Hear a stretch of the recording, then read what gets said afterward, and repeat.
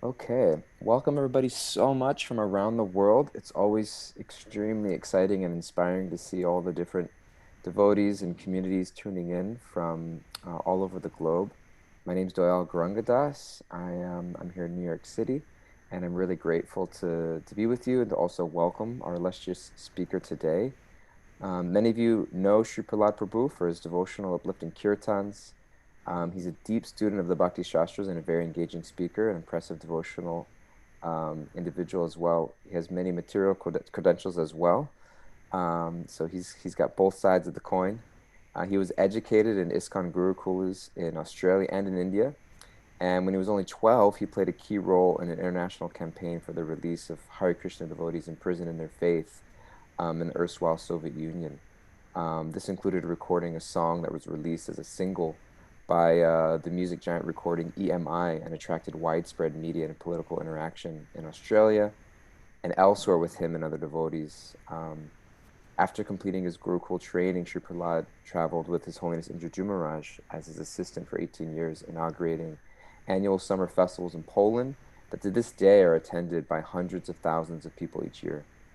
Um, Sri Prahlad also served as Euro GBC for Poland for several years in the 2000s, and throughout this period, he became widely recognized for his joyful and melodious kirtans, which I will say have been a huge personal inspiration for me, Sri Prahlad Prabhu. I have a few specific kirtan heroes in my life, of which you are one of them. A side note. And he's released several kirtan albums along the way. He and his wife Sri Gandharvika lead Bhakti Sangha groups in Australia and Cyprus. He's a university professor of management and organizational studies at London, and he's authored dozens of articles, including many in top-ranked peer review academic journals, along with several books, including his latest published by Sage Leadership Lessons from the Bhagavad Gita. Um, but aside from all of that, the reason we have Sri Prahlad Prabhu here for our Pathways to Perfection series on chanting is for his extraordinarily deep and devotional heart of bhakti. And we're so glad to have you here. If you're tuning in for the first time, this is a 10-part series on the 9 processes of devotional service as described by Prahlad Maharaj in the 7th canto of Srimad Bhagavatam. The reason it's a 10-part series is because the first session was an introduction to the whole series. And now we are getting into the second part of the 10 on Kirtan. And so if you've been along with us for the journey since the beginning, thank you for following along with us. If this is your first time in, welcome. I'm glad to have you here. We hope you can join us for the rest of the series. And without any further ado, we would like to warmly welcome and turn the mic over to His Grace Sri Prahlad Prabhu. He'll speak for roughly about an hour and 10 minutes. And then at the end, we will open up for questions and answers. You can send your questions to Yashoda Dulal Prabhu privately on the chat. He'll field all of the questions, and then he will be the mediator for the questions at the end. So we'll have about 20 minutes of questions and answers at the end. So thank you, Sri Prahlad Prabhu, for being here. Thank you for all the crews for hosting. This is a joint hosted program with Yatras in the New York City area and around the globe, and we're grateful for everybody's support. And the floor is yours, Sri Prahlad Prabhu. Hare Krishna. Thank you, Dao Garanga Prabhu. Thank you, Bhakti Center and other co-hosting temples and organizers. I understand there's quite a team behind this project, wonderful project. And thank all of you, enthusiastic devotees, for your participation. Today, I'll be discussing the Bhakti pathway of Kirtan. I'm feeling the weight of the responsibility of being invited to speak on such an important topic and such a vast topic. And so I want to begin by humbly begging you all for your goodwill and blessings. Vanchakalpatarubhyascha kripa sindhubhyevacha patitanam pavanebhyo vaishnavebhyo namo namaha. I also want to offer obeisances to our Guru Varga, to our spiritual masters in disciplic succession. Om Gyan Timirandasya Gyananjana Shalakaya Chakshurun Militam Jena Tasmai Shri Guruve Namaha. Currently, I'm involved in a research project. It's connected with the Oxford Center for Hindu Studies. It's a really exciting project. I'm interviewing devotees about how they came to Krishna consciousness and decided to move into an ISKCON temple in the 60s, 70s, 80s, and 90s, and become a full-time temple resident. And something really interesting and unexpected for me has emerged out of these conversations that I've been having. And that is where devotees describe receiving the Mahamantra. At a festival, on a card that says, chant Hare Krishna, Krishna Krishna, Hare Hare, Hare Rama, Rama Rama, Hare Hare, and your life will be sublime, and you will be happy. Or hearing the Mahamantra on the street or at a festival, and then chanting for a period of time, maybe in a tent. Maybe one devotee was on top of a mountain chanting, or in their home. And through this process of chanting, they decide one day, I want to fully surrender as a devotee of Krishna. And so then they go off and find a temple to join. And they arrive and knock on the door, so to speak, and say, I would like to become a member here. So this is surprising for me, because I always assumed that the process involved receiving a book and developing some kind of philosophical understanding, or meeting devotees, and through a period of gradual association with devotees, we get transformed, our values change, and then we decide, I would like to be a devotee as well. But in these stories, they demonstrate to me something else, something that I should have already known and trusted and had faith in, and that is that everything is present in the holy name. All knowledge, all austerity, all association, the holy name is Krishna himself. And so as I reflect this to you, as I share this with you, I'm anticipating some of you might be also reflecting on your own first experiences with the holy name, specifically the Mahamantra, and the effects that you felt in contacting the holy name. Surely you'll remember that. Maybe it was something that was immediately transformational, maybe it was something that was gradual. But today we want to explore the glories of this holy name, this practice of Kirtan. And we'll begin by reading from Srimad Bhagavatam, 12th canto, chapter 3, verse 51, a very famous verse from the Srimad Bhagavatam. Srila Prabhupada didn't translate the 12th canto of Bhagavatam, but he did discuss this verse in his commentary from Srimad Bhagavatam, canto 8, chapter 5, text 23. So I'm going to share my screen now, and you should be able to see it now. And we're going to read where Prabhupada discusses this verse. We'll begin by invoking the Srimad Bhagavatam. Om Namo Bhagavate Vasudevaya. Om Namo Bhagavate Vasudevaya. Om Namo Bhagavate Vasudevaya. Srimad Bhagavatam, Canto 12, Chapter 3, Text 51.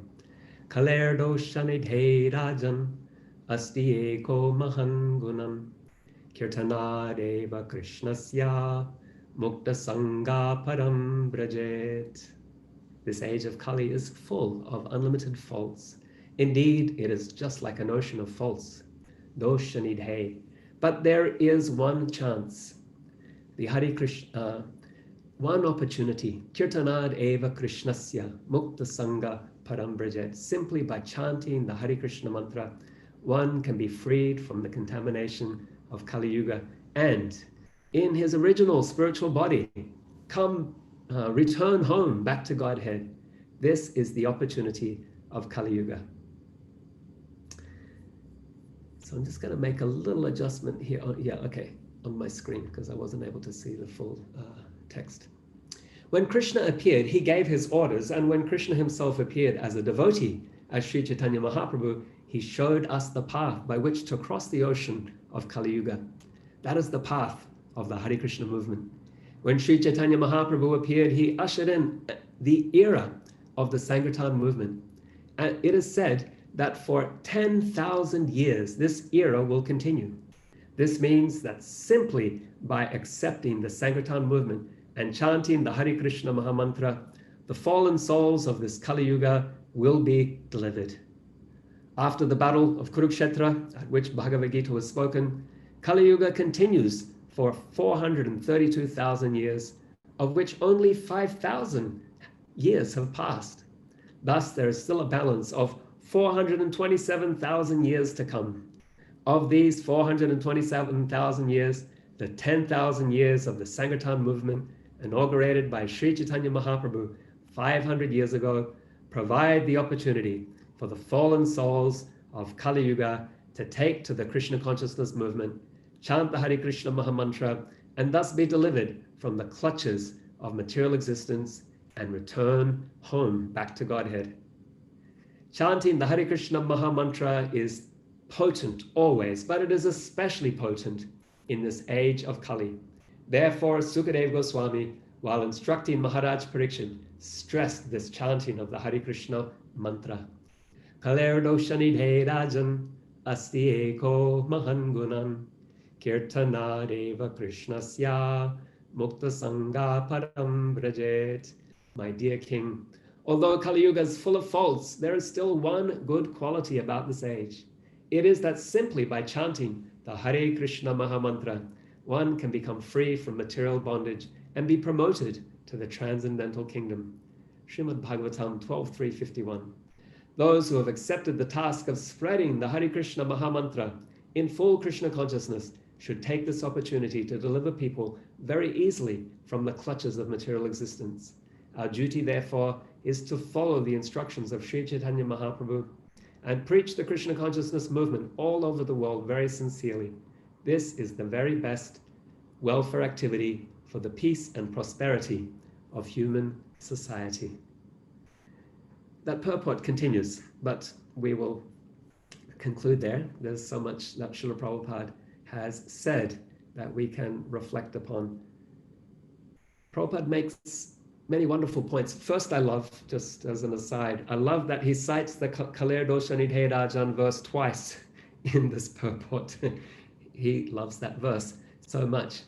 And Prabhupada says particularly that in Kali Yuga, chanting the Kirtan of Krishna's names will easily deliver us from material existence and return us back home, back to Godhead. He says that sharing this process of Sankirtan is the best welfare activity, particularly in Kali Yuga. Srila Prabhupada also references two personalities in particular that I would like to discuss with you in more depth. He refers to Sukadeva Goswami in reference as the speaker of this verse and of all of Srimad Bhagavatam. And then he also discusses Sri Chaitanya Mahaprabhu in a lot more detail as the personality who, quote, ushered in an era of the Sankirtan movement. Prabhupada talks about this 10,000-year golden age that Chaitanya Mahaprabhu has inaugurated, of which only 500 years have passed.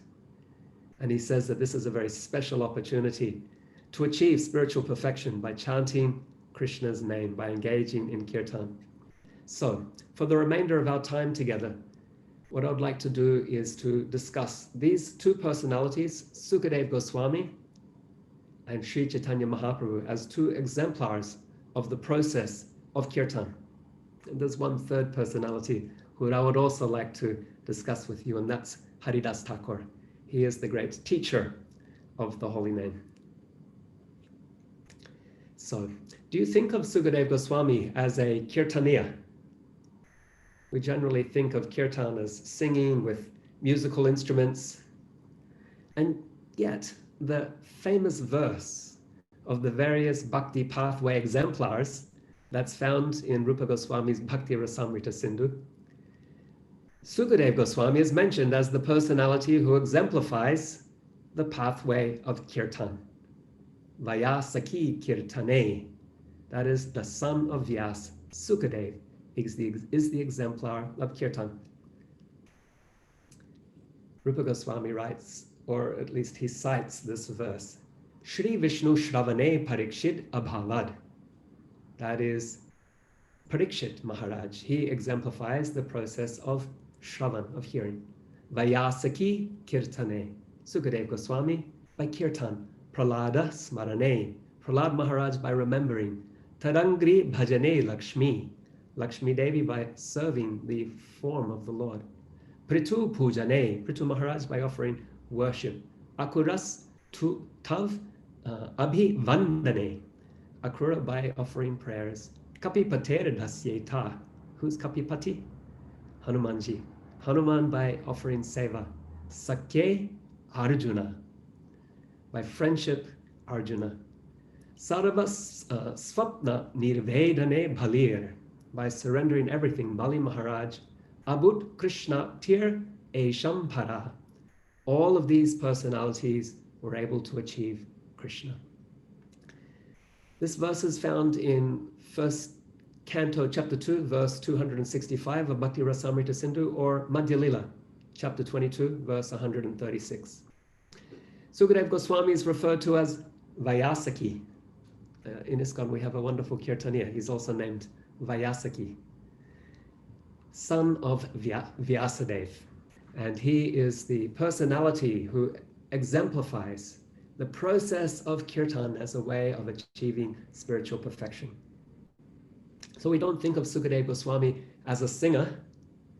We've never heard of him being accompanied by musicians as he glorifies Krishna through Kirtan.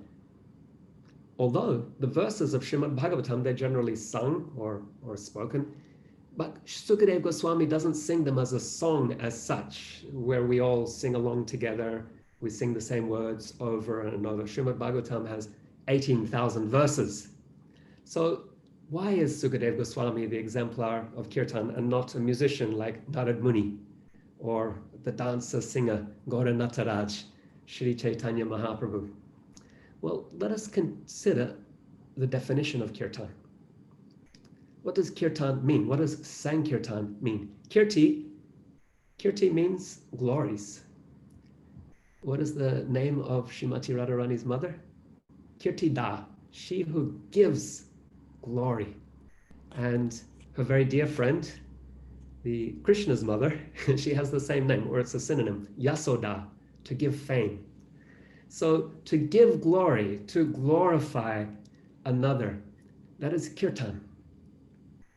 When we do this in relation to Krishna, it's called Sankirtan, complete glorification, because there is no one more glorious than Sri Krishna. He has unlimited beauty, unlimited strength, unlimited fame, unlimited wealth. And so when we say Krishna, that is Sankirtan, complete glorification. And then when we do that in community, when we do that in a congregation with many voices coming together, that is even more complete Sankirtan, Samyak Kirtan. In discussing the various angas, or we say pathways of bhakti in Bhakti Rasamrita Sindhu, Rupa Goswami, he defines Kirtan or Sankirtan as follows. This is Bhakti Rasamrita Sindhu 12145. Ata Sankirtanam, Nama Lila Gunadinam, Uchair Bhasha to Kirtanam. He says, next, chanting. Kirtan is defined as the loud chanting of the holy names, pastimes, and qualities of the Lord. So what's really interesting is that Rupa Goswami here includes 3 different types of Kirtan within his definition. There's the chanting of the name, Nam Kirtan. There's the describing of Krishna's pastimes, that is Leela Kirtan. And then there's describing Krishna's, or glorifying Krishna's qualities, and that is Guna Kirtan. Sukadeva Goswami, he particularly exemplifies Leela Kirtan and Guna Kirtan. As he speaks the Srimad Bhagavatam, he engages in this Kirtan, describing Krishna's pastimes, his Leelas, his Leela avatars, Matsya, Kurma, Varaha, Narasimha. And then Krishna's Madhurya Leela, his intimate, sweet pastimes in Sri Vrndavan Dham. And he describes Krishna's qualities, his guna, as Bhagavan. Bhagyavan iti Bhagavan. The definition of Bhagavan is one who has these opulences or great qualities, bhagya, unlimited beauty, strength, fame, renunciation, kindness, compassion. These are all Krishna's unlimited qualities or opulences. And Sukadeva Goswami, he says, Krishnas tu Bhagavan Swayam. Krishna is the supreme personality of Godhead. The Supreme Absolute is a person, and he has a name, and that name is Krishna. Srimad Bhagavatam is Kirtan. And Sukadeva Goswami speaks this Kirtan, glorifying Krishna's name and qualities. There are some ISKCON centers where we have a 24-hour Kirtan program. And Srimad Bhagavatam class that is held each day in every ISKCON center around the world, it's included in that 24-hour Kirtan. It's not that when Bhagavatam class is being held in the temple room, then there's another separate Kirtan being held somewhere else. No, this Bhagavatam class, it is also Kirtan. And when devotees engage in book distribution, that's also called Sankirtan. We have a Sankirtan newsletter. We have Sankirtan devotees who go out to distribute Srimad Bhagavatam to the people in general. And Bhakti Siddhanta Saraswati, he called book distribution as Brihad Mridanga, the great Mridanga, because our clay Mridanga, it can be heard only within one block or so. But the Brihad Mridanga can travel far and wide around the world. Srimad Bhagavatam also provides the qualifications to benefit from Kirtan. So the Kirtan of the Srimad Bhagavatam describing Krishna's qualities and pastimes, it purifies us of tendencies towards karma, that is fruit of action, and jnana, a desire for liberation, which enables us to benefit from Nam Kirtan. These two forms of mundane religiosity, karma and jnana, they are impediments to receiving the fruit of Nam Kirtan. Bhagavatam rejects them. Dharmo projita kaitavotra paramo niramatsaranam satam. Rejecting all religious activities that are materially motivated, this Srimad Bhagavatam propounds the highest truth, which is understandable by those who are fully pure at heart. Srimad Bhagavatam 112. If we chant Nam, if we chant the holy name with assumptions that this is another pious ritual, I will get some pious benefit if I say this mantra, that's Nam Aparad. That is an offense against the name. That's Nam Aparad number 8, in fact. If we chant the name to wash away sins so that we can commit more sins, that's Nam Aparad. That's an offense against the name. Nam Aparad number 7. If we chant the name thinking, oh, this is another ritual, like chanting the names of Shiva or Brahma, that's an offense. Nam Aparad number 2. These are all philosophical deviations. And if we hold them while chanting the name, the holy name will not give us the fruit of prema, the fruit of pure love. Bahujanma karyare shravana kirtan tabutana paye Krishna pare premadan. Adilila 186.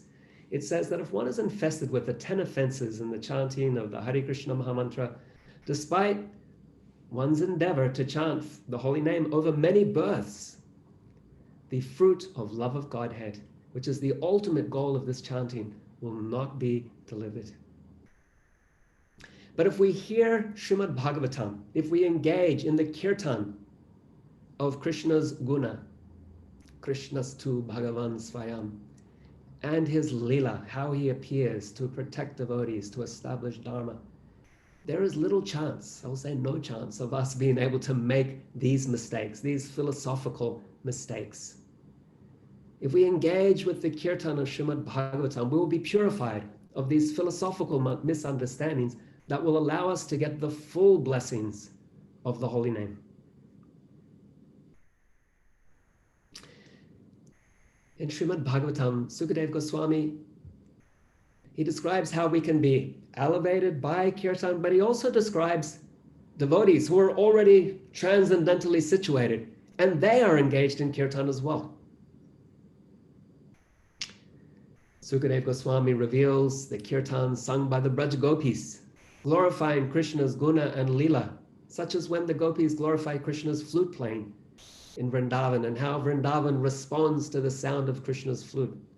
This is the Kirtan of Venugit, Srimad Bhagavatam, 10th Canto, chapter 21, verses 1 to 20.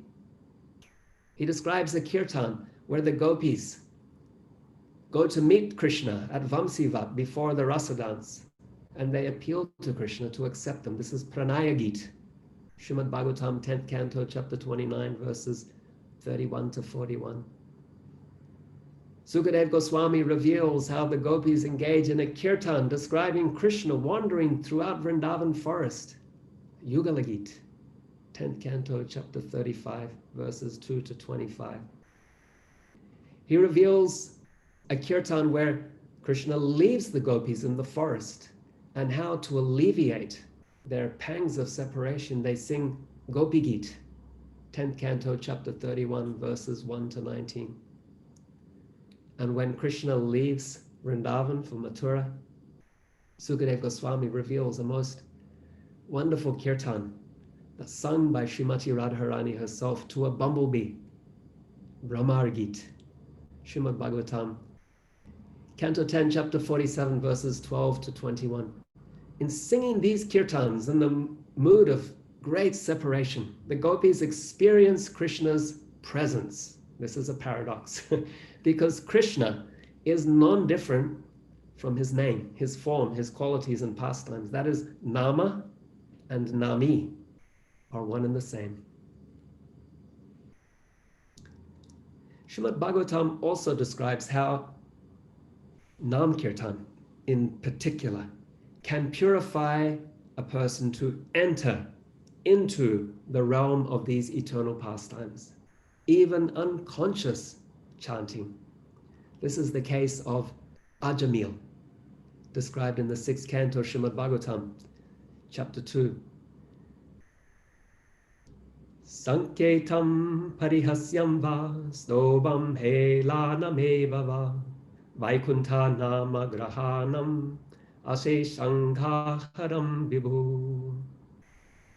One who chants the holy name of the Lord is immediately freed from the reactions of unlimited sins, even if he chants indirectly to indicate something else, jokingly, for musical entertainment, or even neglectfully. This is accepted by all the learned scholars of the scriptures. Srimad Bhagavatam 6-14.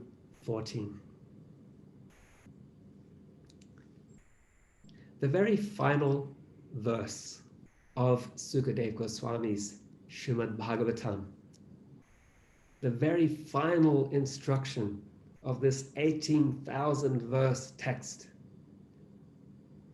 the very culmination, the crescendo of this great work, is a glorification of the process of Nam Sankirtan.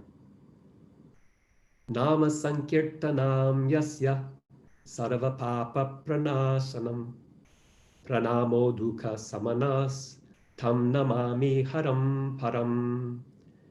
I offer my respectful obeisances unto the Supreme Lord Hari, the congregational chanting of whose holy names destroys all sinful reactions, and the offering of obeisances unto whom relieves all material suffering.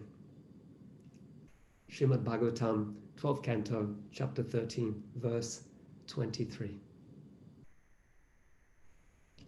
Sukadeva Goswami in Srimad Bhagavatam also anticipates the appearance of the Kali Yuga Avatara, Patita Pavan, Sri Caitanya Mahaprabhu, who will establish the Dharma for this age as Nam Sankirtan. This is Srimad Bhagavatam 11.5.32. Krishna Varnam Tvisha Krishnam Sango Pangastra Parshadam Yagnai Sankirtana Prayar Yajantihi Sumedasa. In the age of Kali, intelligent persons perform congregational chanting to worship the incarnation of Godhead, who constantly sings the names of Krishna. Although his complexion is not blackish, he is Krishna himself. He's accompanied by his associates, servants, weapons, and confidential companions. So, we have so many wonderful instructions from Sukadeva Goswami, the exemplar of Guna and Lila Kirtan. He sets the stage for the appearance of Sri Chaitanya Mahaprabhu by providing descriptions of Krishna's qualities and pastimes, giving us the right philosophical understanding and devotional aspiration that will enable us to benefit from Nam Kirtan. When we practice the Kirtan of the holy name with this attitude, we will be awarded the fruit of Prema Bhakti, pure love.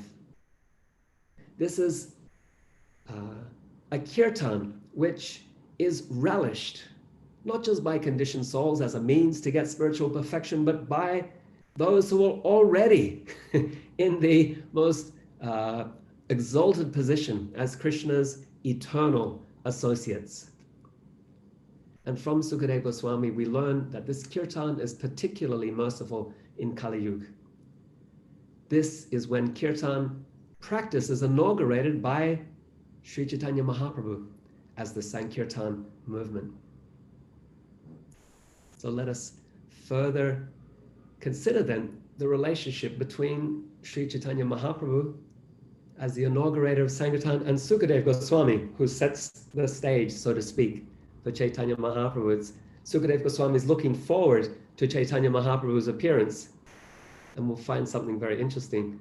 Lord Chaitanya is looking backwards to Sukadeva Goswami, who has created the setting for his appearance, created a context for him to come and inaugurate the Sankirtan Yajna. If you look at Srila Prabhupada's introduction to Srimad Bhagavatam, you'll find that most of it, the greater portion of his introduction, that is pages and pages, are dedicated to providing an overview of Chaitanya Mahaprabhu's biography.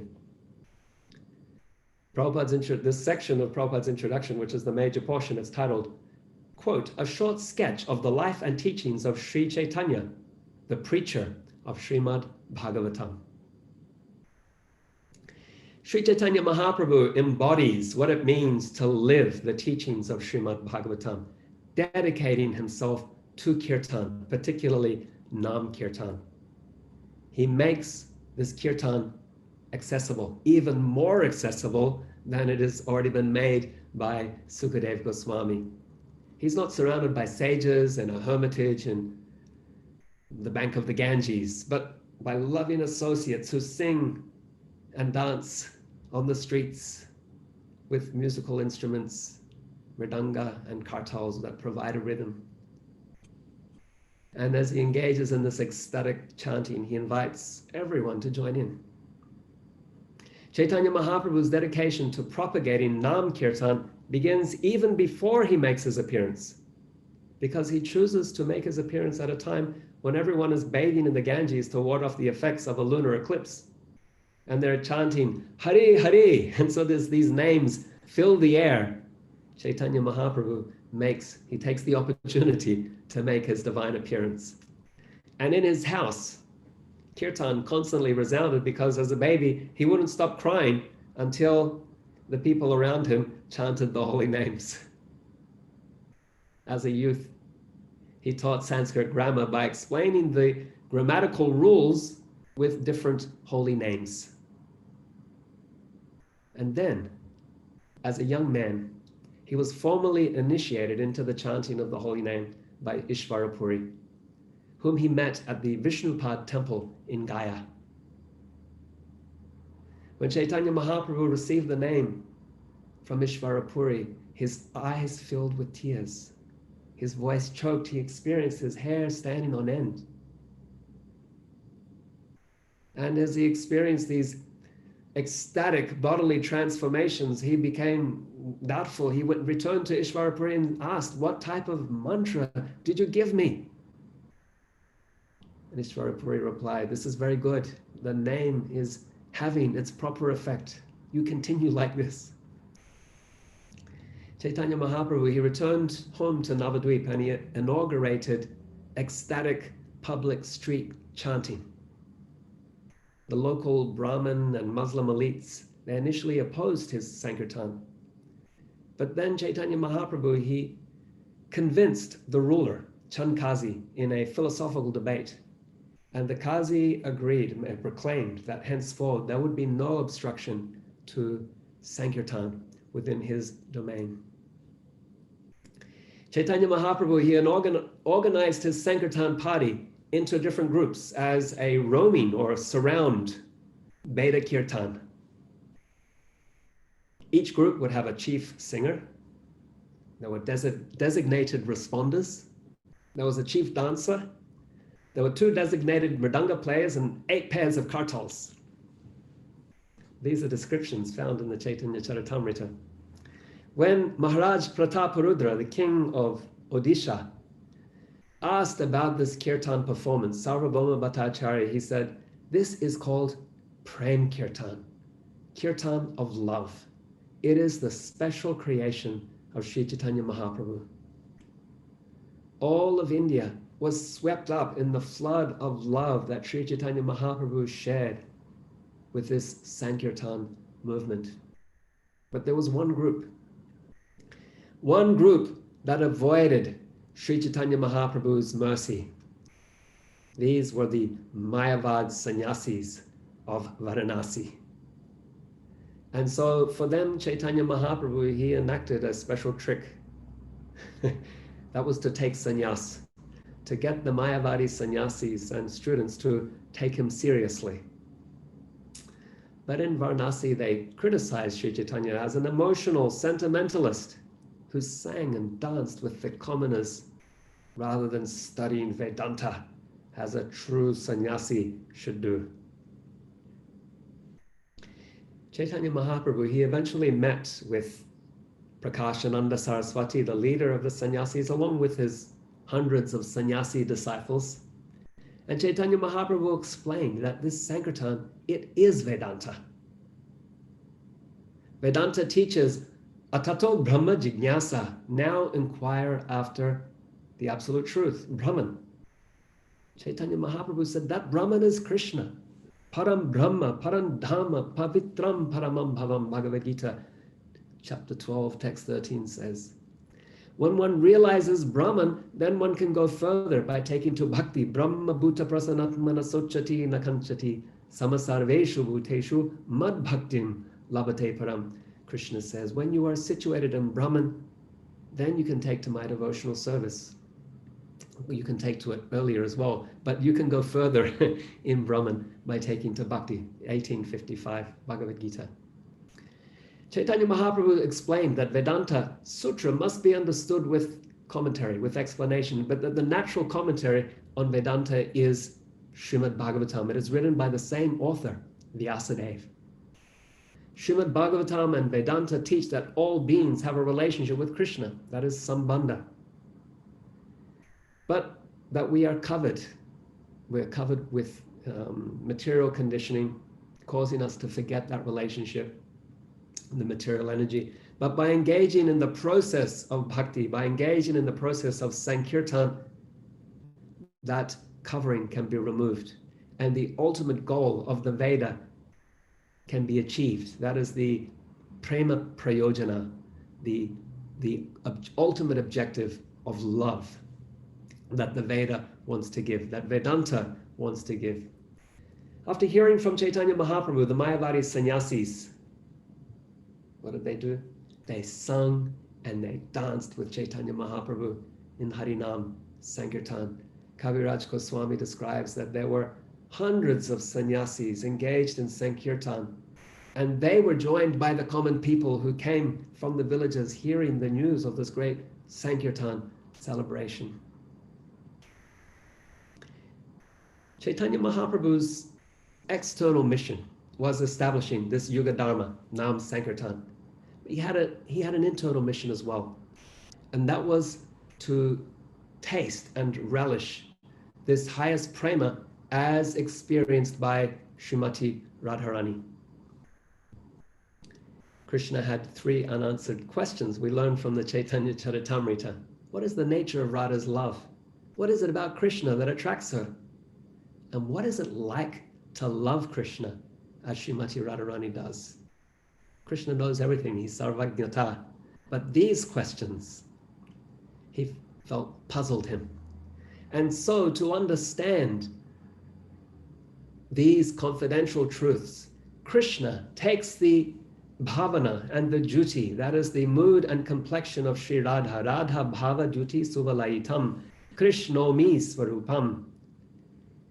He takes her mood and complexion, that is a mood of viraha, a mood of separation from Krishna.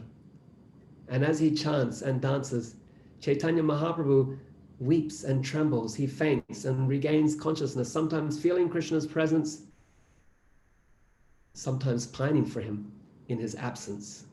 And in relishing these highest, most confidential moods of love, Sri Chaitanya Mahaprabhu, he feels solace in Kirtan, as Sri Radha and the Gopis feel solace in singing of Krishna's glories and pastimes. Chaitanya Mahaprabhu also distributed these confidential sentiments of highest prema to the most unqualified people of Kali Yuga. Hence the verse we've read today, Kaler doshanidhe rajan, asti eka mahadgunam. Although Kali is filled with inauspiciousness, there is something most wonderful. Chaitanya Mahaprabhu has made his appearance and he's distributing Nam Sankirtan, which can award the highest prema, the highest love, the love of the residents of Vrndavan. This prema is the real gift of the holy name. And Chaitanya Mahaprabhu would relish it internally with his most confidential devotees like Sarup Damodar and Rai Ramananda. So Chaitanya Mahaprabhu, he embodies the teachings of Srimad Bhagavatam. We'll summarize here. He brings the teachings of Bhagavatam to life and makes them accessible to everyone through his roaming Nam Kirtan chanting parties, expressed as ecstatic singing, dancing, and playing of musical instruments. And through doing this, distributing the names, Chaitanya Mahaprabhu fulfills his external mission of awakening the conditioned souls to their eternal relationship with Krishna, but he's also fulfilling his internal confidential mission to awaken the feelings of separation from Krishna in the mood of Radha, to experience those feelings, the mood of Radha and her Gopi companions. And in doing so, paradoxically, he feels both viraha and sambhog, separation and union, at once. These are the wonders and the mysteries of Chaitanya Mahaprabhu's appearance. But I thought that no discussion on the holy name would be complete without also considering Haridas Thakur. He's our third exemplar of the holy name. He appears just before Sri Chaitanya Mahaprabhu in a Muslim family, but he dedicates himself to the practice of Harinam and is widely regarded as a Vaishnava saint. Srimad Bhagavatam says, Aho batas vachato ghariyan, yadjuhu beg vartate namatubhyam, tepus tapaste juhu sushnurarya, brahmanuchur namagrananti ete. Oh, how glorious are they whose tongues are chanting your holy name. Even if born in families of dog-eaters, such persons are worshipable. Persons who chant the holy names of your Lordship must have executed all kinds of austerities and fire sacrifices and achieved all the good manners of the Aryans. To be chanting the holy name of your Lordship, they must have bathed at holy places of pilgrimage, studied the Vedas, and fulfilled everything required. Srimad Bhagavatam 3:33-7. Sri Chaitanya Mahaprabhu, he called Haridas Thakur Namacharya. That is the great teacher of the holy name. At the house of Hiranya and Govardhan Majumdar, these were two great landowners, there was a gathering where scholars were invited to speak about the glory of the name. One scholar, he stood up and said, chanting the holy name can destroy all sins. And the people, they were amazed hearing this description of the effects, the great potency of the holy name. Someone else said that the holy name could destroy more sins than it is possible to commit. And the people were even more astonished. Someone else said that the holy name could award mukti, liberation. Then Haridas Thakur, he was invited to speak, and he said, just a shadow of the name, that is Nama Bas, can give mukti, liberation. The real blessing of the pure name, Suranam, is that it will bestow prema, that it will bestow love.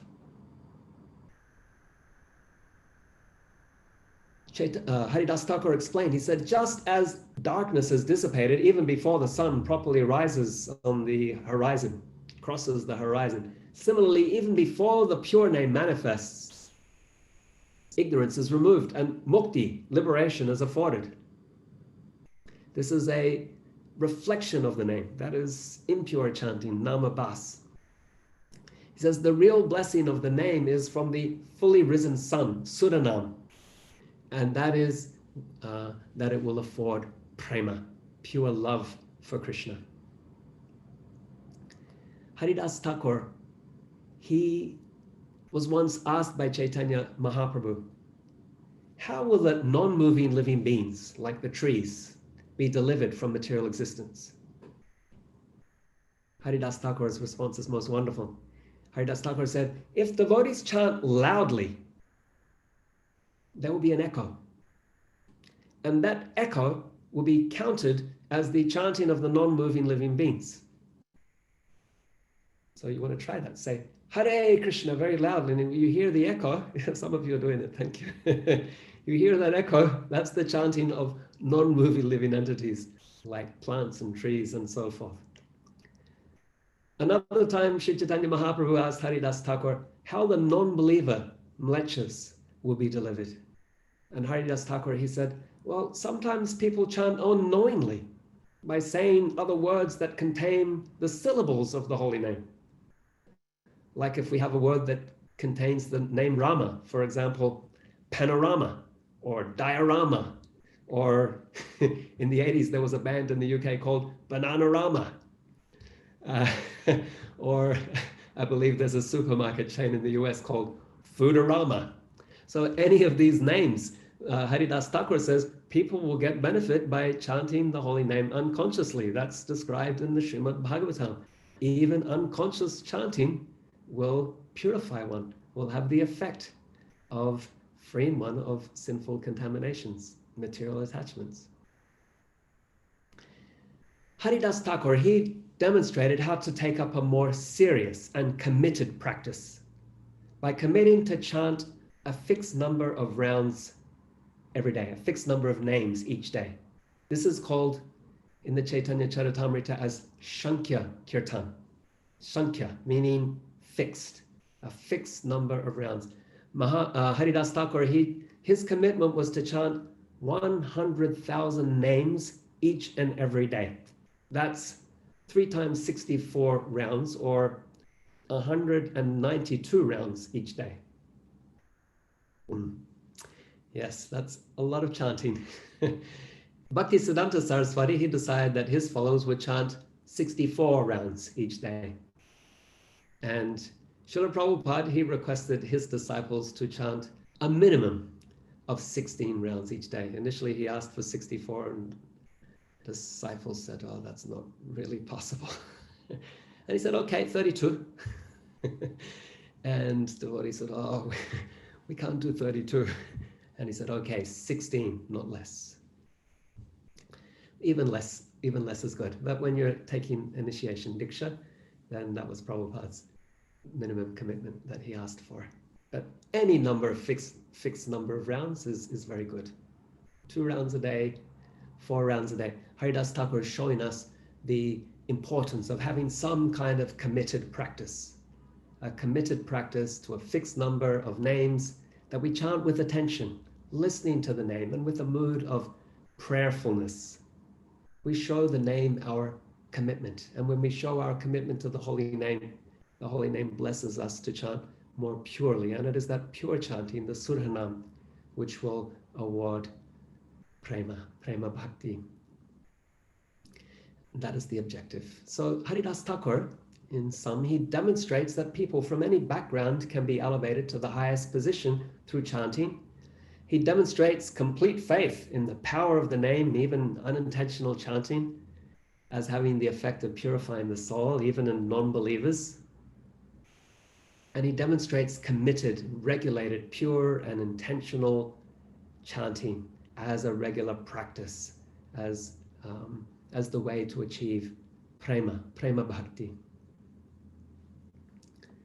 Srila Prabhupada is the personality who has taken Sri Chaitanya Mahaprabhu's Sankirtan movement all over the world.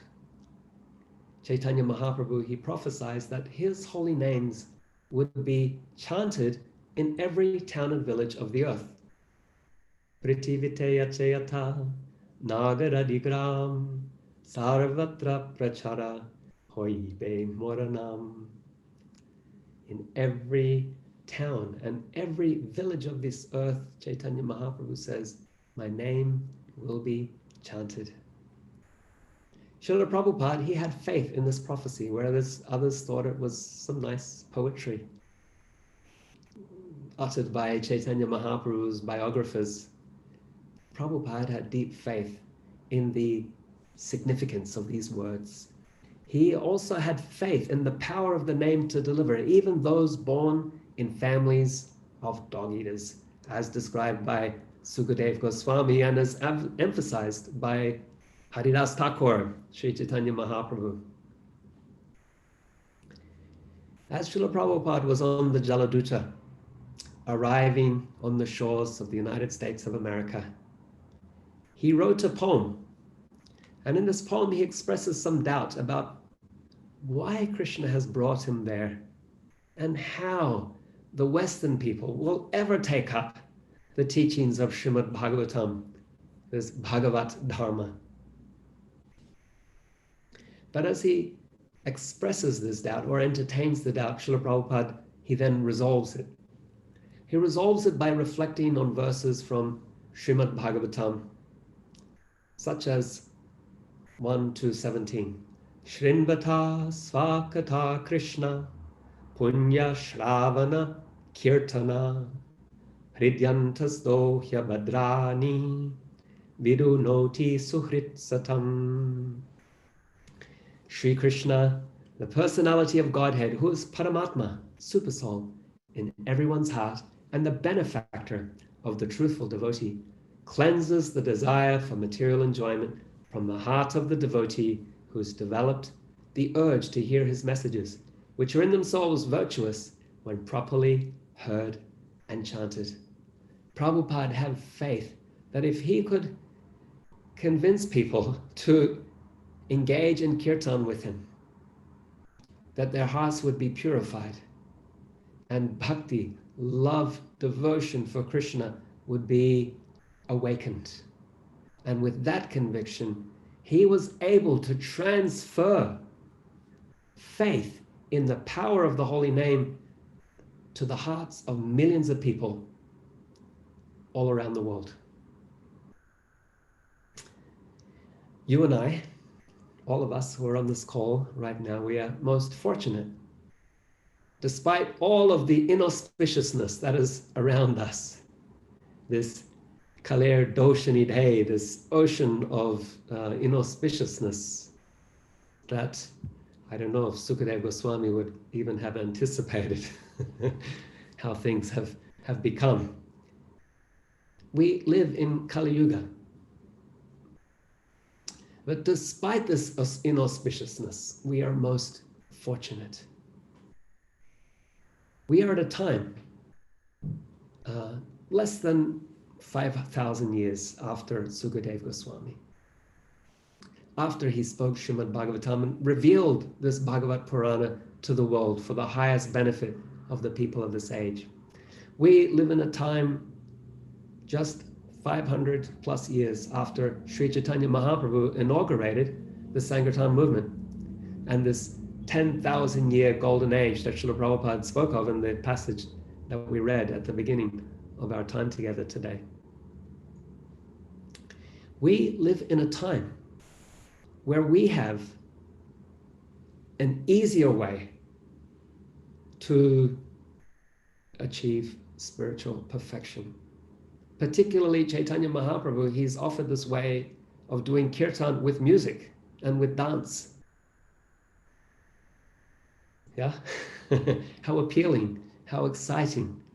We don't have to be philosophical, we don't have to be highborn, we don't have to have anything, just engage in this practice of singing the name in community, in congregation, and our hearts will be purified, our hearts will be moved through this process. We live within the lifetime of Srila Prabhupada and his disciples who spread the holy names all across the world. As with everything, you and I, we have a choice every day to take all that we've been offered for granted or to take it seriously. We can choose to practice bhakti in default mode, and yes, it will have an effect. It will purify us. That's the power of even unintentional chanting. We can also choose to take this practice very seriously, to immerse ourselves in chanting Srimad Bhagavatam, to commit to an attentive and prayerful regular chanting, a minimum number of names each day. And if that's not enough, we have one more very special opportunity. We can choose to join Sukadeva Goswami, Sri Chaitanya Mahaprabhu, Haridas Thakur, Srila Prabhupada in their mission to distribute this Kirtan, this Sankirtan, as the highest welfare work. Prabhupada spoke of that in his commentary. This opportunity to assist in spreading Sankirtan is, in fact, our inherited legacy, particularly us, followers of Srila Prabhupada, because it was he who took this prophecy and made it real, taking the holy name all across the earth. And so as his followers and disciples of disciples, we have inherited this legacy. And in signing up to assist in this mission, we get particular mercy for rapid spiritual progress. That's our choice today and every day. So let us conclude with some prayer. I like to conclude my talks by praying. And today I've selected some prayers from Rupa Goswami in his Namastakam. I'm just going to read, it's an astakam, it's 8 prayers, but I'll just read 4 of them. O holy name, the tips of the toes of your lotus feet are constantly being worshipped by the glowing radiance emanating from the string of gems known as the Upanishads, the crown jewel of all the Vedas. You are eternally adored by liberated souls such as Narada and Sukadeva Goswami. O Harinam, I take complete shelter of you. O Harinam, O name sung by the sages, O transcendental syllables that bring bliss to the people. Even if you are spoken only once, and even if you are spoken disrespectfully, you at once remove the many harsh sufferings of everyone. O Son of the Holy Name, even the dim light of your early dawn, Namabas, devours the power of the darkness of the material world and gives those who are blind to the truth the insight to follow the path of pure devotion to Krishna. What learned person in this world can possibly fully describe your transcendental glories? O Krishna Nam, O inspiration of Narada's Veena, you are full of sweetness, which is like an ocean full of waves of nectar. If you wish, please appear constantly on my tongue, along with transcendental affection for the Lord.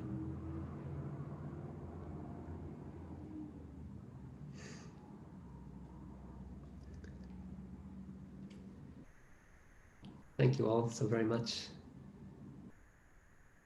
for being here. Oh, and Bao Garanga, you've copied these verses here. Wonderful. Thank you. Such a wonderful team we have here.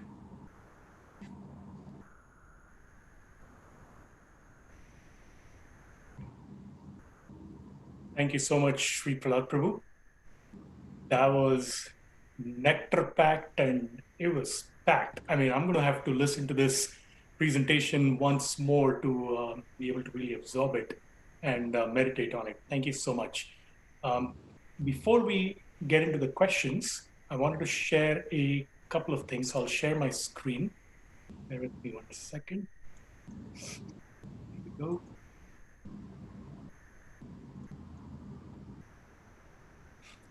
Okay, so you can buy Sri Prahlad Prabhu's latest book on Amazon in various countries or on the Google Play online store. It's called Leadership Lessons from the Bhagavad Gita, and it's in my list of books to read. So I have it, and I'll be reading it in the next few weeks. So looking forward to that. Leadership Lessons from the Bhagavad Gita, and the author's legal name is Ace V. Simpson.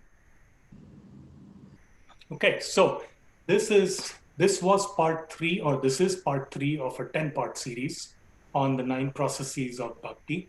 Next up, we will have Radha Devi, and I'll talk about her in a second.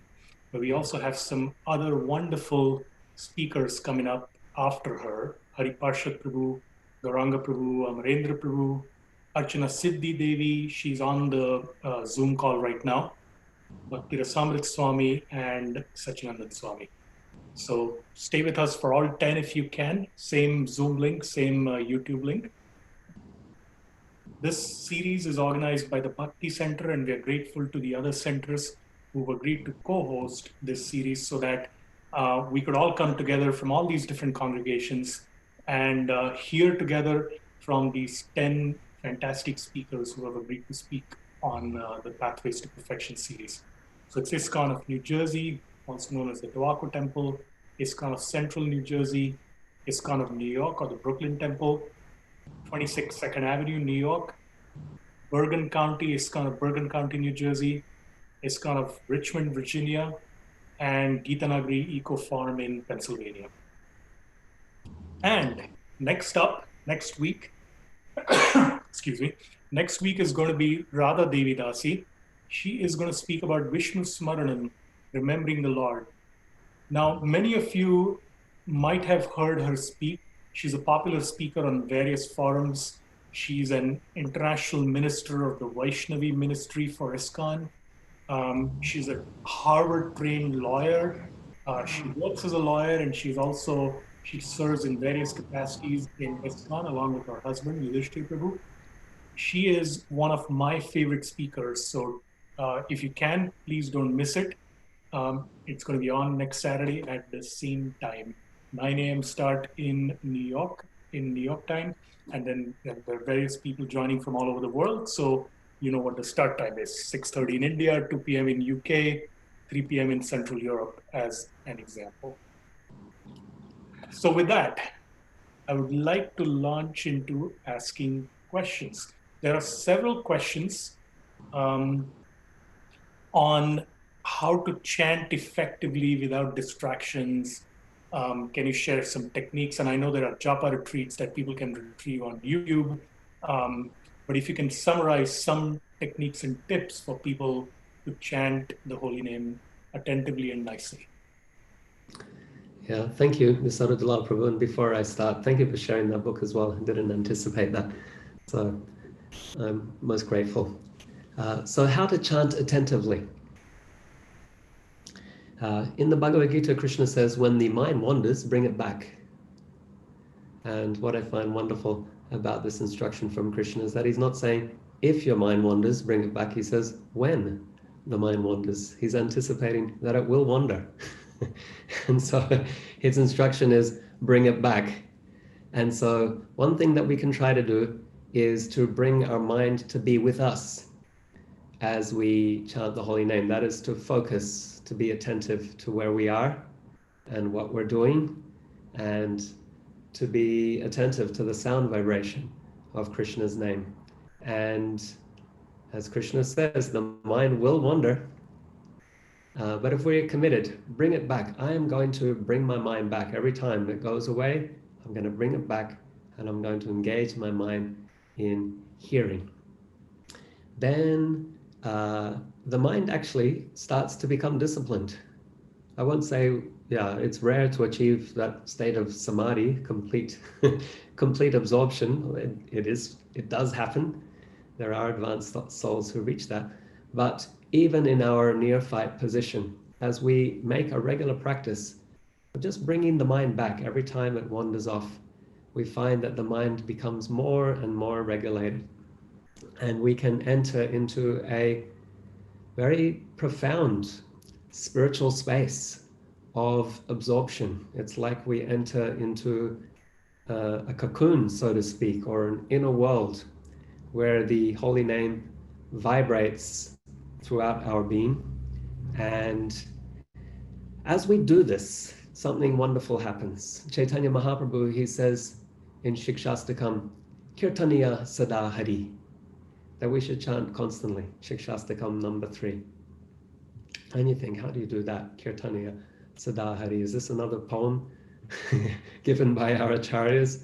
Something that sounds very cute, sounds very sweet, but it's not really practical. But actually, as we absorb ourselves in the name, and we engage our mind also in chanting, hearing and chanting the name, then I sometimes say, then the name starts to chant us. Once our mouth stops vibrating, we have to go to work, we have to go into some other situation. But the mantra continues to be chanted inside of us, internally. And so we might be engaged in conversation, we might be engaged in driving or any other activity, but in the background of our mind, in the background of our consciousness, there will be Hare Krishna, Krishna Krishna, Hare Hare, Hare Rama, Rama Rama, Hare Hare. So if we chant attentively, it means we make the intention, we make the commitment, we make the effort to chant attentively, to chant the holy name with attention, then the holy name starts chanting us. It's easier than we think, actually. And this is something most wonderful. And we create this inner space. It's like we enter our own, we enter this inner space with Krishna, with the name. So even though we're going out and we're interacting with the world and we're doing different things, we also have this inner space, this relationship with the name that's there, very tangibly, very powerfully, very practically. And in a sense, we always feel protected. Whatever is going on around us, we're always linking, we're always in yoga with Krishna through the name. This name is so practical in that through the name, through this like a portal, we can have this connection, this yoga with Krishna, and it can be there all the time. So some more tips: have a regular time, a regular place, as a regular practice. Then there's a greater likelihood. We are people, we're human beings, are creatures of habit. Yeah.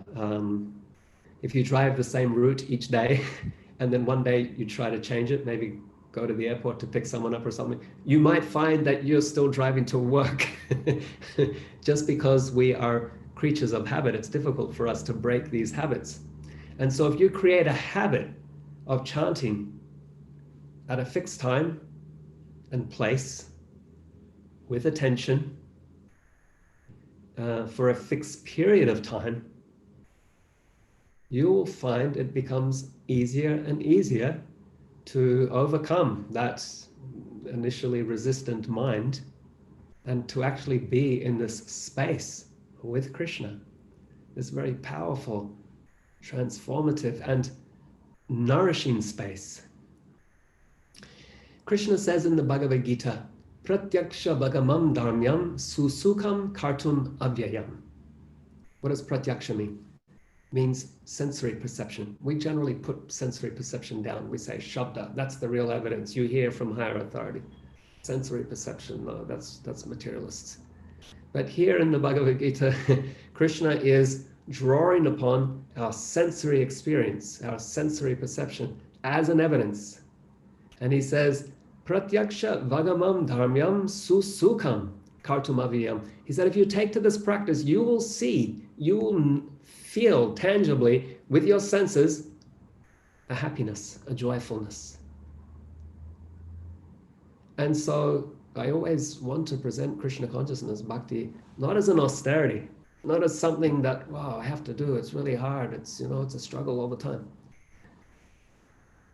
No, it's joyful, it's wonderful, it's relishable, we get to do it.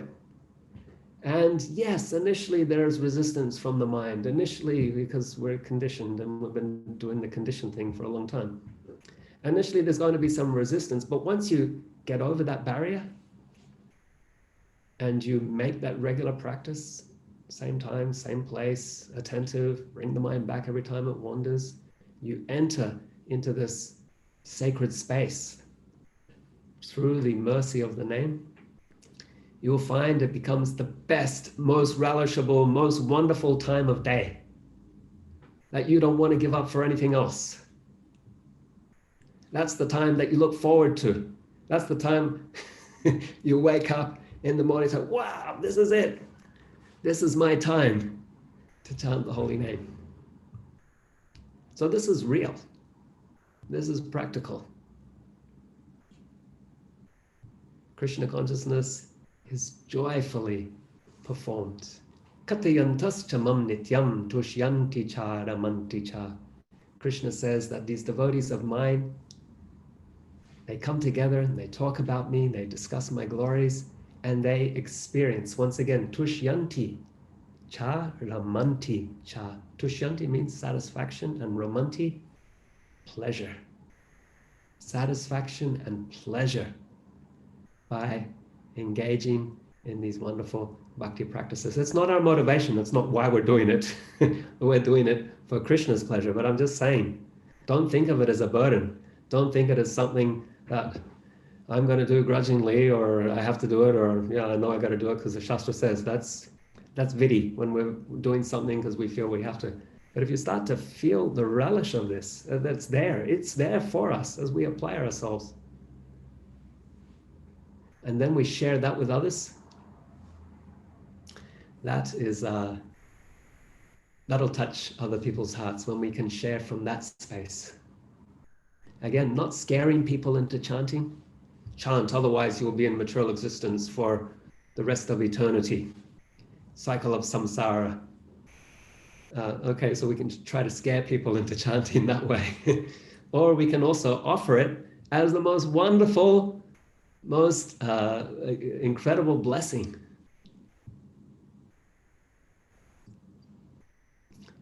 Okay, thank you for that question. Yeah, thank you, Sri Prahlad Prabhu. So we have a few questions that are directed at you and your personal practices, but I don't want to put you on the spot of like, well, how do you, chant purely and things like that. There were questions like that. But there is one question that I thought would resonate with people. How you grew up in the Bhakti movement, in the Krishna consciousness movement. Have you gone through times or a time when you doubted the process of bhakti? And if so, how did you work through it? And if you never doubted it, how did you achieve that? Okay. So yeah, kind of putting me on the spot. And specifically the chanting of the holy name. Yeah, sure. Process. Okay. Yeah, sure. Yeah, no, if I had complete faith, then yeah, we would be in a different position. So obviously, there are doubts from time to time. That's normal for us who are aspiring devotees or practitioners in this process. So certainly, as we go through life, I find it interesting. I find a paradox, and there are some others who grew up in Krishna consciousness. So you might share this experience. As a child, I felt like I had a lot more faith. When I was, I believed everything I was told. I was told, that's Radha Girdhari, they're on the altar. They know when you come in for Mangal Arati, if you're 30 seconds late, they know. Radharani tells Krishna when the curtain opens, she says, everyone who's here, and if you're not on the list, then Krishna, he's going to be looking for you, wondering what you're doing. So I had like full, absolute conviction of these things that I was told. When I was about 5, I went into the kitchen. There was a devotee cooking. I said, what are you cooking? He says, well, it's Jagannath's special day, making Jagannath a cake. Would you like to help? And I said, yeah, sure. I was really happy to help. So I bought the flour and the carrot powder and whatever else went into that cake. I thought I was making the cake, but yeah, obviously I was just bringing things. This devotee was very kindly engaging me as an assistant. And then I asked, well, will Jagannath eat the cake? And this devotee said to me, well, if you make it really nicely, Jagannath will eat it all. But generally, Jagannath eats a little bit, like eats a piece, and then the rest is there for all the devotees. So afterwards, I was waiting I actually spent the rest of the day telling people, I made Jagannath a cake. If he likes it, he'll eat it all, but generally he leaves some, so I will share it with you during the feast. Afterwards, I was looking at the trays when they were coming out. Did Jagannath eat all of the cake, or is there something left that we can be shared with the devotees? I noticed there were a few pieces missing. I figured, okay, Jagannath liked those. And then the rest is Jagannath's mercy to be shared. I had complete faith, no doubts. But I wasn't more advanced. I have a lot more understanding of Shastra now. I have a much deeper understanding at so many levels. So this is a paradox of my life. And some of you might be able to relate to this, that I felt like I had more faith as a child, but I was less advanced. And I've made advancement now, but I have less faith. How does that work? I'm still trying to figure out this paradox. So more specifically to your question, have there been periods of doubt?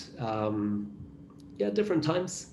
There were different times, different types of doubts growing up. So at some point I was wondering a lot about science and how that reflected with the teachings of Krishna consciousness. I knew Prabhupada's arguments, Pratyaksha Anuman Shabda, sensory perception being discounted, hypotheses also being limited. We need to hear from the higher authority. But I did have that doubt for a period of time. And then something most wonderful happened when I went to grad school. So when I was doing my PhD, I was taking a course on the philosophy of religion. I think, Venkat, you're doing your PhD now, right? So anyway, part of our doctoral training, we're taking this course on the philosophy of religion. And the professor is giving all these arguments about the limitations of science. It's based on sensory perception. But how powerful are our instruments? There are the limitations of the senses. There are the limitations of the implements that we use to try to perceive or measure things. And then we have the inductive process of mental hypotheses. And it was just all of Prabhupada's arguments that I'd grown up with this is what I'm learning in grad school. I didn't learn that as an undergrad. They're teaching us this is the science of psychology, the science of human behavior. I get to grad school and they're telling us, actually, we really don't know. And so, yeah, it was very satisfying for me to kind of have this circle experience. Not that I ever doubted Prabhupada, but there was this a struggle to reconcile or make sense. Maybe it's more a struggle to make sense. And then hearing Prabhupada's arguments kind of like reassured me, okay, there's a whole other understanding of looking at these things. And that was very satisfying. Let's see, Indology. Indology for a period of time also threw up some doubts and questions. Not that I ever doubted Bhagavatam or Prabhupada, I just didn't understand. And I wanted to understand and to reconcile things. So I always stayed with the practice and the teachings, and it was always real for me, and it was always wanted to share with others, but sometimes I just struggled to put things together. And that still happens. I'll come across a passage in the Shastra, and I will, a particular verse, I'll struggle with that for years and years, and then suddenly I'll get insight. I'll ask devotees about it, and then I'll read more, and I'll read again, and it's like, sometimes I say, Bhagavatam's like a dynamic text. Every time you read it, you get to go deeper. It's as if the text has changed in the meantime, but it hasn't. We've changed, and so we can understand more profoundly, and so there's greater revelation for us. Did that help? Did that answer the question? I think so. I think it's probably a multifaceted answer, Right. and different people will have different experiences. For example, we have Prabhupada disciple Brahmatirtha Prabhu in the audience, who is involved with the Bhaktivedanta Institute, Yeah. which brings science and religion together. The teachings of Prabhupada specifically with Yeah. science, and he's doing some great seva there. I'm sure he would have an angle on it. I'm not sure that I want to call on him and put him on the spot, but different people will have different angles. Um, Yeah, well, he's one of my mentors. I check in with. We have a conversation every year. We spend time together every year. He's been like a I don't know, wonderful. Brahmatirtha Prabhu, I think you're pretty good about being put on the spot. So I don't know if you want to say something or you're okay. Probably better not to put people on the spot. Yeah. So I'll ask another question. So there's a question, you mentioned that both um, speaking the glories of Krishna or reading Bhagavatam, for example, might be is chanting or Kirtanam, and Mm-hmm. so is chanting the holy names. Yeah. Um, can we substitute one for the other? Mm. Yeah. Okay. Uh, Good question, Yasoda Dalal Prabhu. And I would say this: not that we necessarily want to substitute one for the other, because we take all the help we can get, right? But I will say this: we will all resonate with some practices more than others. And whichever process most resonates, I say fan the fire, fan the spark. And so I'm always looking out, like for people that I'm supporting, I want to see where their inspiration is. And for some of them, it's the kirtan. Some they just love going to Vrndavan, and that's their like what they look forward to the whole year, or every 2 years, or whenever they can get there. Some it's the deities. Everything's about the deities and how the deities are dressed and making garments and garlands, and so I'm really looking out to see where a person's inspiration is coming from and to fan that spark, because Chaitanya Mahaprabhu says any one of these can awaken pure love for Krishna. And so anyone. And we have that list of these different personalities who've achieved spiritual perfection, that means they've awakened prema bhakti through these bhakti practices. So I'm always on the lookout in others to see what it is that inspires them, but for myself as well, I have a sense of what they are, and I'm conscious of that. I can see where my lifelines are, where I get my where I'm being, pulled along, so to speak, where it's easier for me to practice. And so all of them are important. I mean, I can see all of these practices in my life at different levels, but there are some that almost drag me rather than me having to push them along, so to speak. And so I'm conscious of that, and I'm aware that's where I have shelter. And so when I'm weak, or when I'm not strong for some reason or another, I know that these are my go-to places to get quick shelter and spiritual upliftment. And so can they be substituted? In principle, as I reflect on that verse from Chaitanya Charitamrita, from Lord Chaitanya, any one of them can give spiritual perfection. In principle, yes, but in practice, they actually go together. That if you engage in chanting, you're going to be hearing as well, and you will be you're creating a sacred space. So it's like you're in the Dham, and so these generally one bhakti practice tends to cluster with others as well. And as you pursue one, then there are others that will also be nourished in the process. That's a good question, though. And I think someone asked Radhanath Maharaj a similar question in the first week. And I understand that he really emphasized all of the practices. He didn't want to choose one over the other, but he said Shravanam, Kirtanam, and In particular, I think he said serving devotees as well. Yeah, but we'll have different experiences. Okay, thank you. And of course, Krishna says in the 8th chapter of Gita, right, that at the time of death, whoever quits his body, remembering me alone. So that's smaranam. That's a little naked plug for the next class that's coming up. Well done. Yes. So we'll have, if that's okay, we'll have 2 more questions. I'll ask one on behalf of Surabhi, who asked this question, and then we'll end with a question from Venkata Bhatta Prabhu, one of our team members organizing this. And then we'll hand back to Dayal Garanga to close it off, and we will open up the session at the end for everyone to say Haribol to you, and say thank you. So Surabhi's question. Sometimes the scriptures say that the holy name, even when spoken hatefully, neglectfully, in jeeringly or in fun, provides benefit and provides mercy.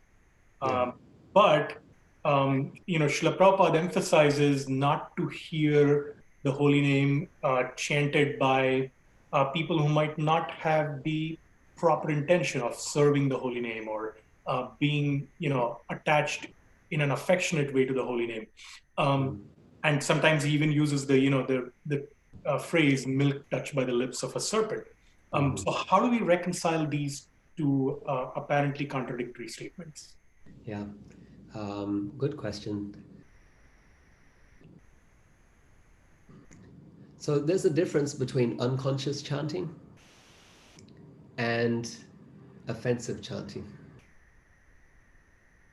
One is namabas, the other is namaparad, or a type of namabas, and the other is namaparad.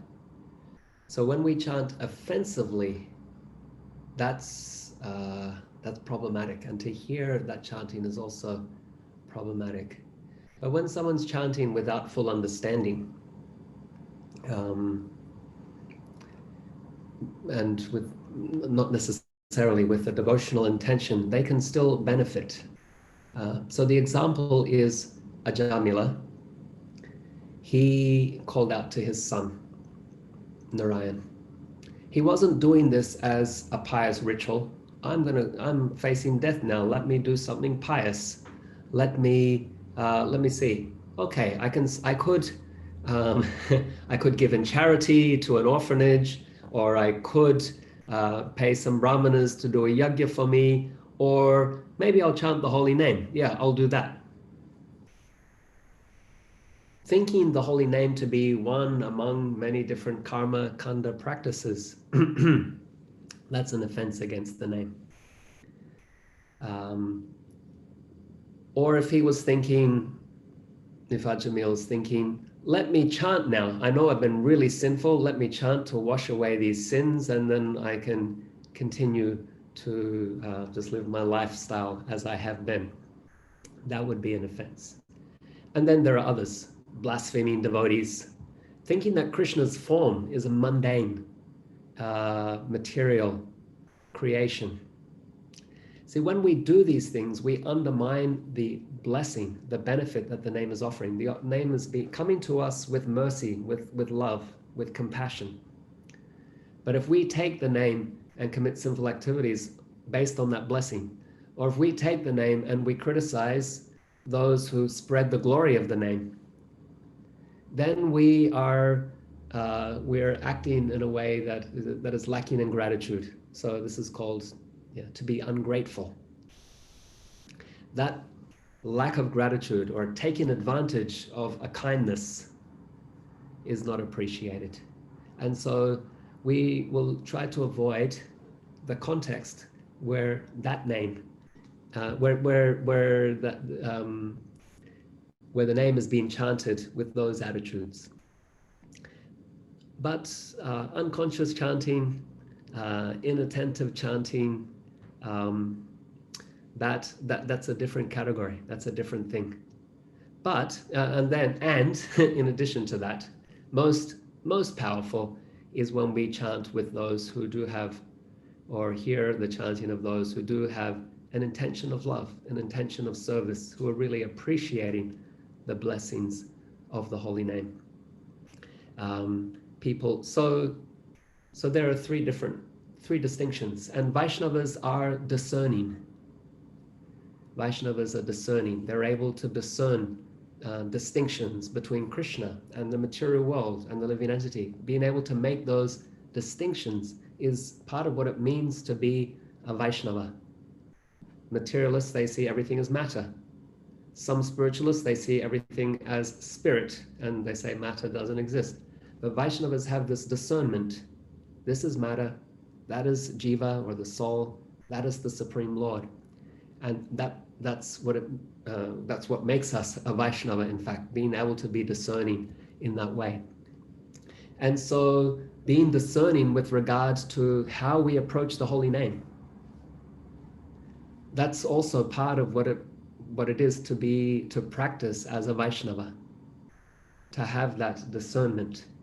And so we want to encourage anyone in chanting. So the unintentional or unintended or jeering, joking, or mocking, we will encourage that. The offensive, we will avoid. We won't go there and criticize or judge in that way. We will respectfully avoid, just because it's not favorable to our own practice. And then where there is the pure name being chanted with the right intention, we will seek that out, because that will nourish our own bhakti. That will nourish our own attachment for the name. And so we will make every effort to take every opportunity to find that sangha and to connect with it.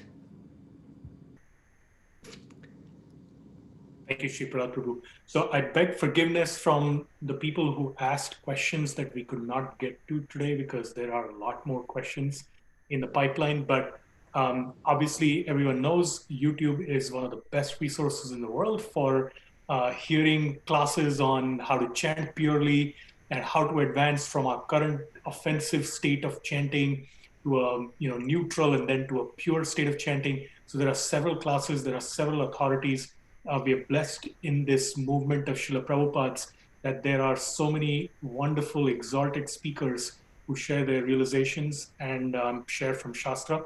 So I would encourage people whose questions we could not ask today to please go onto YouTube and search out those classes by Sachinandan Swami, Kadamkanand Swami, Niranjan Swami. There are so many. I mean, the list is endless. Indradyumna Swami, people who speak about this topic specifically a lot. And there are others, I couldn't possibly name everyone without taking another hour. So with that, I am going to turn it over to one of my co-hosts, Venkata Bhatta, to ask his question. And then Dayal Gauranga will close it out after that. And then we'll get to say hello and thank you to Shri Prahlad Prabhu. Venkata? Thanks so much, Yashoda Prabhu, and thank you, Shri Prahlad Prabhu, for this amazing presentation. I know that in the introduction, Dayal Gauranga Prabhu touched on it, but I'm really struck by, in addition to your really deep study of and reflection on the Shastra, you're also quite well known for your musical kirtan. And so my question is a little bit more in that realm. And so essentially what I would love to hear you speak about is, we often discuss struggles with the mind in terms of japa, but sometimes there's an assumption that musical kirtan is much easier, and that almost the assumption is that there really is no struggle with the mind in that form of kirtan. And I've often felt that my mind actually wanders relentlessly and brings up all sorts of very problematic things, particularly in musical kirtan. And so I'm just wondering, from your perspective, both as someone who has certainly been a kirtan leader, but also has participated in kirtans that others are leading, if you could just shed some light on the struggle of the mind in the context of musical kirtan, and how we can really better approach this form of kirtan as a meditative experience, along with sort of quote unquote enjoying it for all of its musical and aesthetic benefits. Mm-hmm.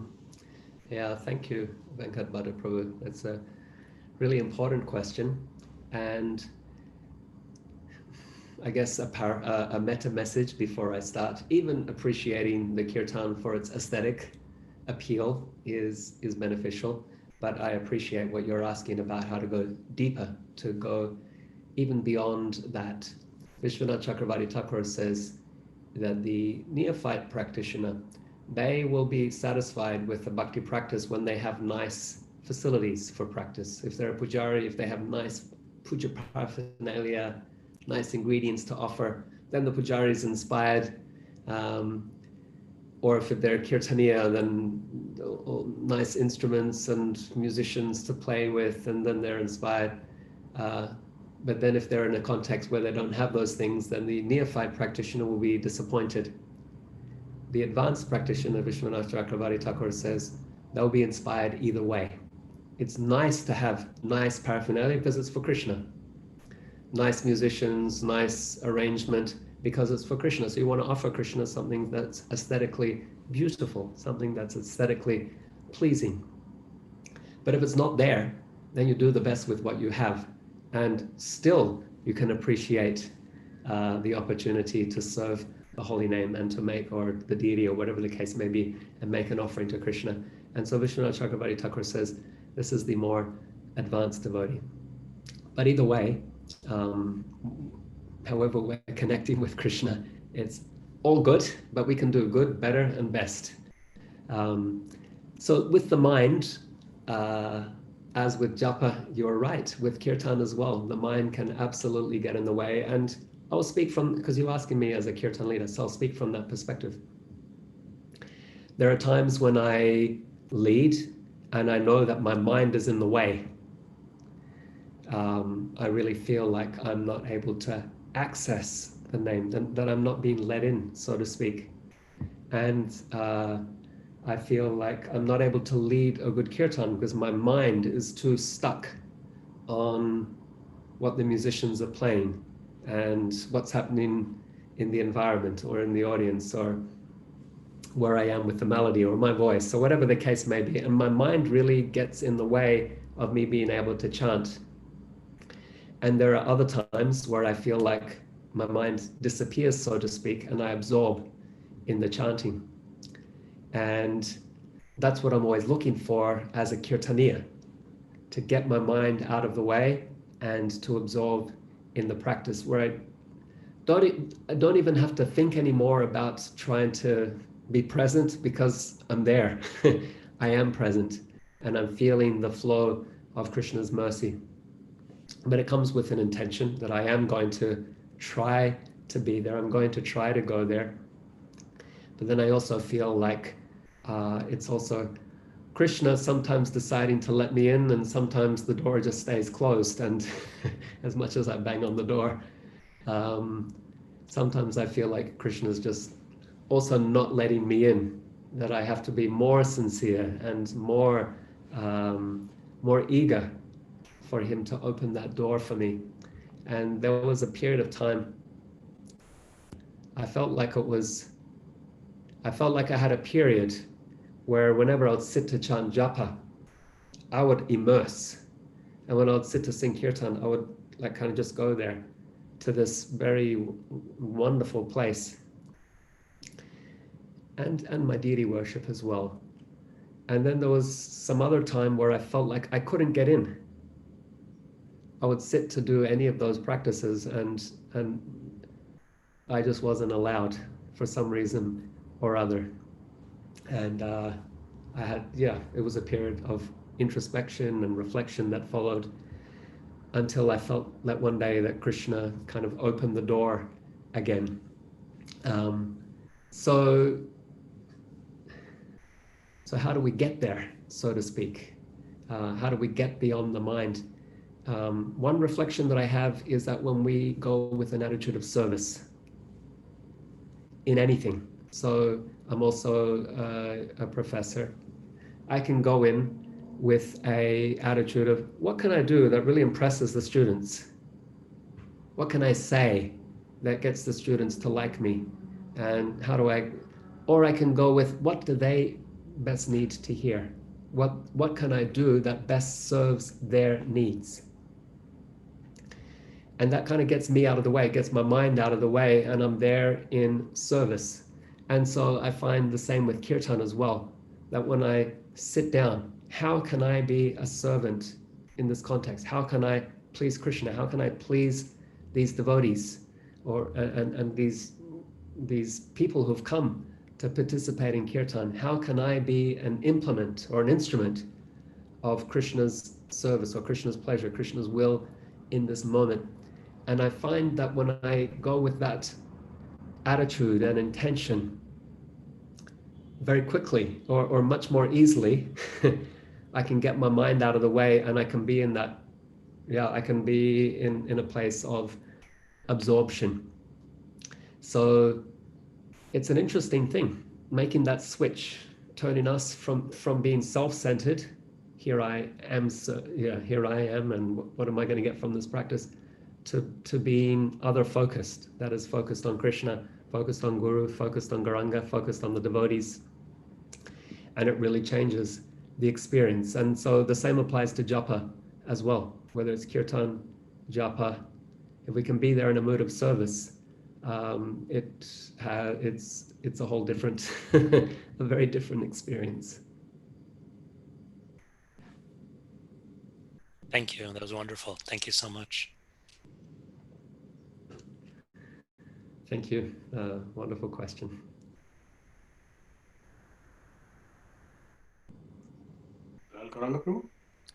So thank you again, Sri Prahlad, so much for your enlightening talk, your experiences, your answers to all the questions here. Just a few announcements, just to let everybody know to stay connected.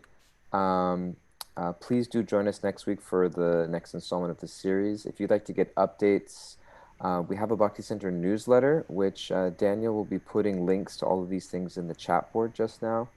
We have a Bhakti Center newsletter that comes out every week that just gives you updates on programs like these and other things happening through the Bhakti Center. We have a temple WhatsApp chat group, as well as our YouTube channel, which some of you are tuning in for right now. We have an Instagram account, the temple.bhakti center on Instagram, which you can get updates, pictures, etc. And as always, you can check out bhakticenter.org to check out our various offerings that we have. And we'd love to see you again for any of our other events or programs. And with that, we would like to see if there has been a few requests. We've already gone over a little bit.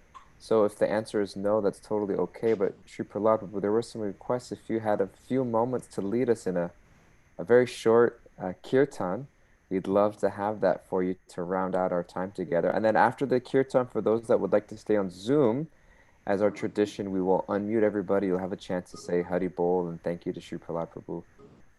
But if you'd like to join us in a little kirtan, we would love for yes, that. I would be happy to do that. I am obviously well, this wasn't planned, so you're not putting me on the spot because this is what we do all the time. So I'll just pull up the harmonium here and chatter. Oh, the chatter's here. Okay. So this harmonium's pretty loud. And then I've been doing these kirtans since this lockdown and self-isolation. So we're doing kirtan alone, right? But then I keep getting requested to do kirtan, so I've had to figure out how to do kirtan while social distancing. And I asked a friend to record a loop for the mridanga. And I've been doing it that way. And it's actually surprisingly quite effective. And so that's what I'm going to, just getting that loop. I have this my mridanga and kartals, right? I'm just getting that started up here. And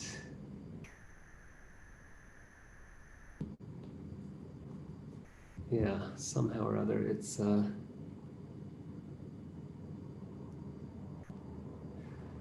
technology is failing me in this instance. Of course, we don't need a loop, we can do kirtan.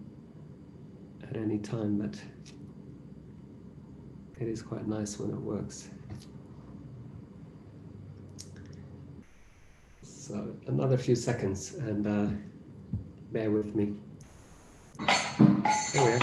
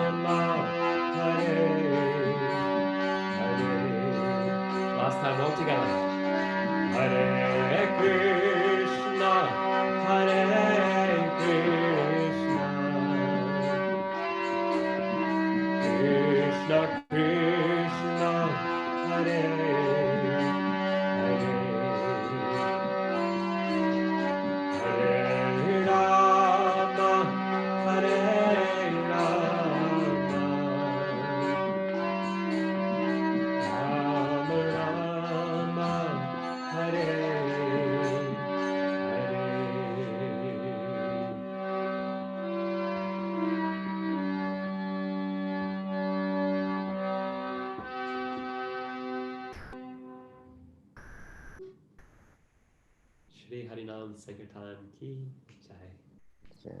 Hari, Hari, Hari Bol, one of the sweetest, smoothest Zoom kirtans ever.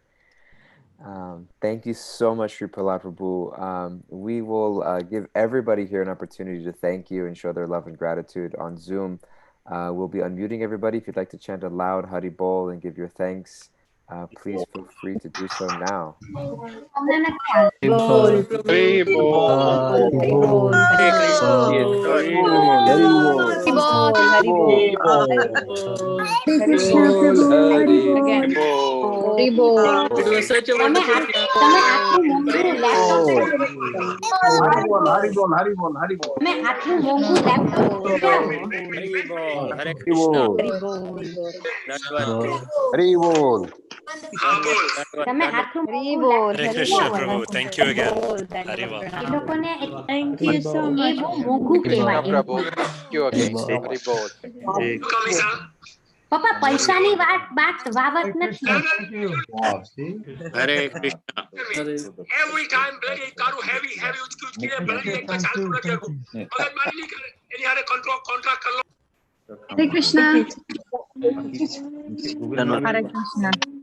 Hare Hare Krishna. Krishna. Hare Krishna. Vrndavan. Thank you so much, Prabhu. Hare Krishna.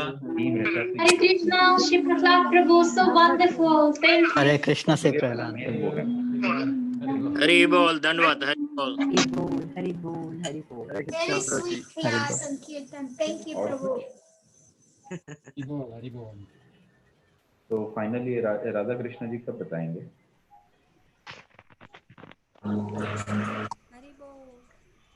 Thank you, Srila Prabhupada ki Jai. Prabhu ki Jai. Vrinda ki Hare jai. Jai. We'll see you all next Saturday. Thank you very much. Thank Hari you so બોલ much. હરી બોલ Hare Krishna. Hare Bol.